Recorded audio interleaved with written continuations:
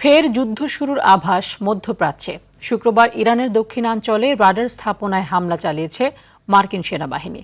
যুক্তরাষ্ট্রের সেন্ট্রাল কমান্ডের দাবি, হরমুজে ইরানের জোড়া ড্রোনগুলো হুমকি হয়ে ওঠায় সতর্কতামূলক ব্যবস্থা হিসেবে এই হামলা চালানো হয়েছে।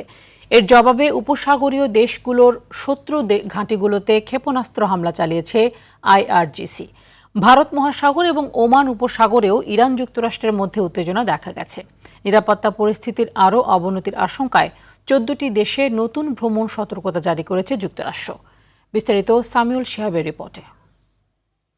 ইস্যুতে আবারও উত্তপ্ত মধ্যপ্রাচ্যের আকাশ। গত ৮ এপ্রিল যুক্তরাষ্ট্র ও ইরানের মধ্যে সাময়িক যুদ্ধবিরতির পর শান্তির জন্য দফায় দফায় প্রস্তাব ও পাল্টা প্রস্তাব দিয়ে আসছে দুই দেশ।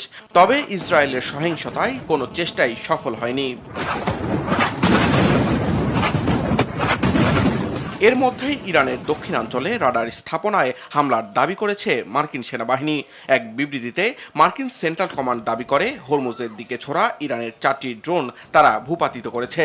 ইরানের ছোড়া ড্রোনগুলো আঞ্চলিক নৌযান চলাচলে হুমকি হয়ে উঠছিল দাবি করে সেন্টকম জানায়, পরবর্তী হামলা ঠেকাতেই গরুক ও কেশম আইল্যান্ডে উপকূলীয় নজরদারি রাডার স্থাপনায় এই হামলা চালানো হয়েছে। পাল্টা জবাবে উপসাগরীয় দেশগুলোর শত্রু ঘাঁটিগুলোতে অ্যারোস্পেস মিসাইল দিয়ে হামলা চালিয়েছে ইরানের Islamic revolutionary guard corps IRGC. Kuwait জানিয়েছে তাদের বিমান প্রতিরক্ষা ব্যবস্থা ক্ষেপণাস্ত্র ও ড্রোন হামলা প্রতিহত করেছে এবং বাহরাইনে বিমান হামলায় সাইরেন বাজানো হয়েছে।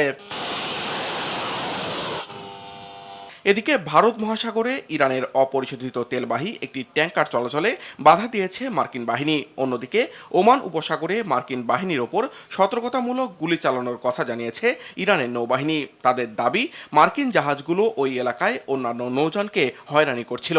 তবে ইরানি পক্ষের এই দাবি অস্বীকার করেছে মার্কিন সেন্ট্রাল কমান্ড। মধ্যপ্রাচ্যে চলমান উত্তেজনা এবং নিরাপত্তা পরিস্থিতির আরও অবনতির আশঙ্কায় 14টি দেশের জন্য নতুন ভ্রমণ সতর্কতা জারি করেছে যুক্তরাষ্ট্র। একই সঙ্গে ওইসব দেশে অবস্থানরত মার্কিন নাগরিকদের সর্বোচ্চ সতর্কতা অবলম্বনের পরামর্শ দিয়েছে ওয়াশিংটন। সামিউল শিহাব, RTV।